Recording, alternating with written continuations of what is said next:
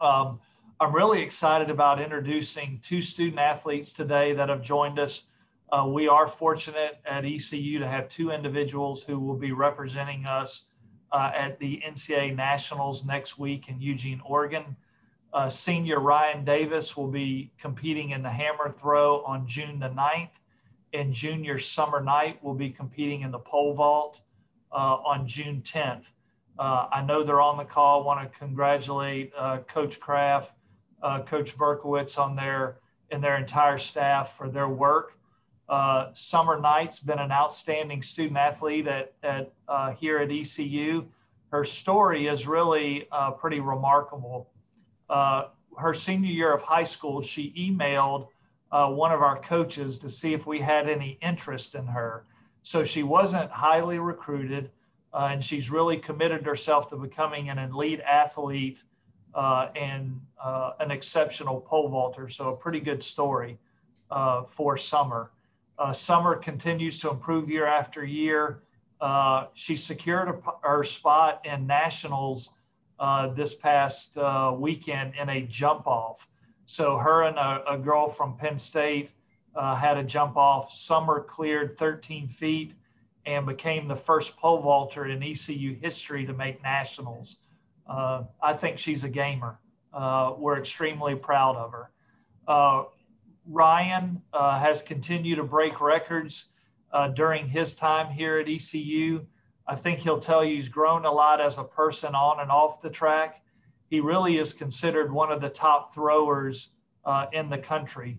I can remember last year when COVID hit, Ryan and the coaching staff, they were actually at the NCAA Indoor National Championships when the event was canceled in the middle of the event. So you can imagine an elite thrower like Ryan being there competing in the middle of your championship and having it canceled. So I know that was a tough blow, and that I'm certain motivated him even more this year. So following nationals, Ryan's hoping to get a chance to throw at the Olympic trials. He's certainly in the mix to do that. We're excited about his future. So that is enough for me on the two of them. I want to open it up where you all can talk to both Ryan and Summer. Ryan, take us back to last year and the indoor championships, the emotions, maybe the range of emotions when you were competing and basically had to shut it down at that time. Yeah, so we were kind of just starting up our practice day. So, you go to the meet, there's a practice day, and then you start the actual meet. So I kind of got a couple warm-up throws or a couple practice throws in, and then they kind of came over the intercom and said that it was going to be canceled. And, you could see like everybody like walking away crying, like in tears, and like it was just a really heartbreaking moment. For me, everybody was really unsure about everything at the time. So I just had one of the best practices in the weight I've ever had since throwing the weight. And, now it's canceled. So I was, very hopeful that they would like renew that time that we had and be able to, redo that championship. Unfortunately, that didn't happen. They just, gave everybody the All-American status and just kind of moved it along with that. So, I still, feel like there was some missing from that indoor season, but, you kind of take the punches and roll with them. So I think I just kind of transferred that energy into like all that focus and the weight throw into the hammer. And I think that's where a lot of the success that I've gotten this far has been from that focus. Ryan, John was talking about baseball being a national program on a national stage. What does it mean to you to wear the East Carolina uniform on a national stage? Well, it means a lot. I spoke with someone yesterday or the day before, and he asked a similar question, and I told him that ECU is like a family to me. That was one of the reasons that I decided to come to ECU in the first place. So it really is great to be able to do well with your family, and they support me as much as I support them. So it's great to be able to do well and have them there for me. I'll reiterate that too. Summer, what does it mean to you to represent ECU as well? You know, I was talking about this with somebody yesterday as well. It's an honor. Me and Coach Bree were talking a couple days ago and counting through the number of girls that are going to nationals in the pole vault that aren't Power 5. And there's about 10 of us out of 24. And it just means a lot to me to, wear ECU across my chest and, show the NCAA that you don't have to be Power 5 to be a powerhouse. So, and it's also a really big honor to be able to represent Coach Bree and Coach Kraft because, the work and effort that they put into me, I wouldn't be here without them. I do want to clarify with Summer. When I was at Lenore Ryan College, I did not convert to the metric system. And so I think she actually jumped 14 feet, not 13. Is that correct, Summer? Yes, sir. It was 14. Other questions for Stephen or for Summer and Ryan?